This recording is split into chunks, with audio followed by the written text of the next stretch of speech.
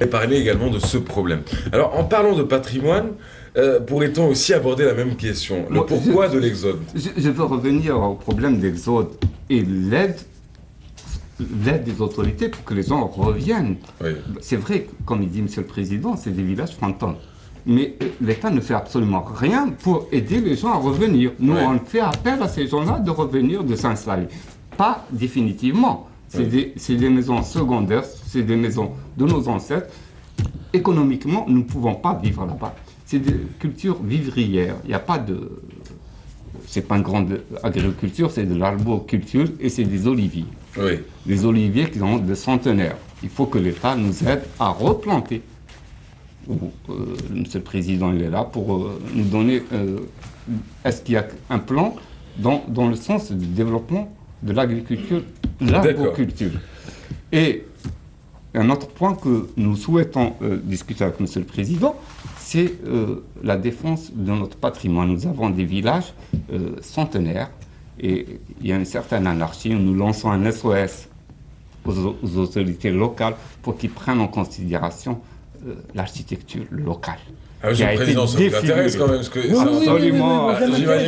J'imagine que c'est un discours qui vous rappelle souvent, Alice Barouch. Il me revient à moi souvent. Et il revient à vous souvent. Ouais, Et bien nous, ce qu'on vous souvent. propose, c'est de refaire un tour. Si vous avez raté notre petite balade pour parler du développement local de Harbil avec Sophia Chouban, on vous propose sans plus tarder de découvrir comment on sauvegarde le patrimoine du côté de la commune de Harbil, à 75 km du chef-lieu de la wilaya de Sétif. C'est dans la daïra de Genzet. En tout cas, on y va, on découvre un peu ensemble et on se retrouve juste après. C'est un miracle que de voir encore debout ces vieilles maisons formant une partie de Dachat Mgharba. Nichée de manière éparse dans la montagne, cette localité dominée par une seule mosquée est visitée par ses enfants. Chaque année, je viens ici pour, reconnaître l'histoire de mes grands-parents. Nous avons nos racines ici, nos grands-parents ils sont nés ici, ils ont fait la révolution ici. Jaloux de leur patrimoine, les Hatiarla défendent avec ferveur leurs biens, leurs origines et évoquent avec fierté l'identité de leurs aïeux. Nous sommes partisans de la sauvegarde du patrimoine de la région. Avec nos actions, ce village a été repeuplé, le village de Tigarsendler. J'espère que le village de Mgalba fera autant que Tigarsendler. Parmi le legs ancestral resté intact est exposé à ciel ouvert la séculaire presse traditionnelle. La presse عندها حوالي je peux te dire un siècle 70. Les trois, le quatrième il était en bas. En attendant la cueillette des olives en saison automnale, Mgharba au paysage panoramique reste hospitalière et ouverte à tous les voyageurs. Effectivement, ce serait un peu dommage que de perdre ce village-là. C'est quand même un petit bijou perché sur les hauteurs de la wilaya de Sétif. Oui, peut-être il y a d'autres villages plus déracinés que c'est une région bien qui a le même climat, le même relief. Mais je vais vous dire une chose. Ce que vient de soulever M. Barouch, effectivement, nous essayons d'améliorer les conditions de vie d'abord des résidents. Oui. Parce que, penser à revenir des gens qui ont quitté la région. D'abord, il faut trouver des solutions pour stabiliser les gens qui existent déjà.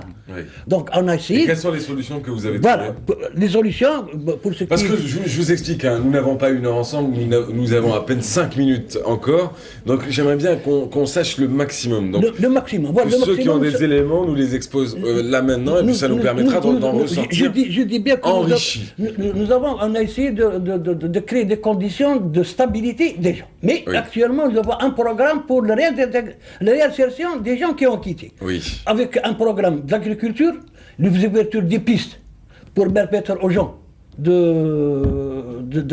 pouvoir traverser, de pouvoir faciliter la chemin. d'améliorer les conditions de travail, d'une part. Oui. D'autre part, nous avons un projet de grande envergure et un projet d'espoir qui est l'alimentation de la région en eau potable et au profit de l'agriculture, du barrage de TCF, ce qu'on appelle les grands transferts.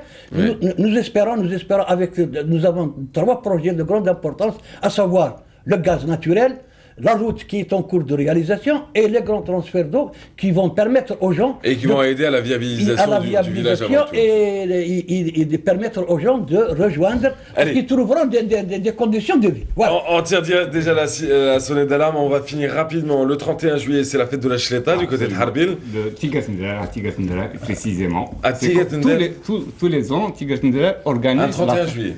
Le 31 juillet. D'accord. Et la fête de Tikelbabine le 5 août à Tizimzba. Tikelbabine qui ne sont pas des Tibadjiri non plus. Non, pas du tout. C'est pas pareil. Pas du tout. Moi je pensais à la même chose. Tikelbabine, c'est à base de quoi? C'est à base de semoule. De semoule. C'est une sorba. Une sorba et une boulette de semoule, la grosse semoule, qu'on trempe dans la sauce. Et c'est ça, Tikelbabine. Ça va, vous aimez ça, vous? Ah oui. Ah oui. Ah, tranquille. En tout cas, je vous remercie à tous. Je vous remercie d'avoir été avec nous. J'espère que votre message est passé, que les besoins des habitants de Harbil ont été, en tout cas, bien transmis à travers votre présence ce matin sur le plateau. Et j'espère aussi vous retrouver très très bientôt pour qu'on parle de 10 000 habitants et non pas de 4 000 du côté de Harbil.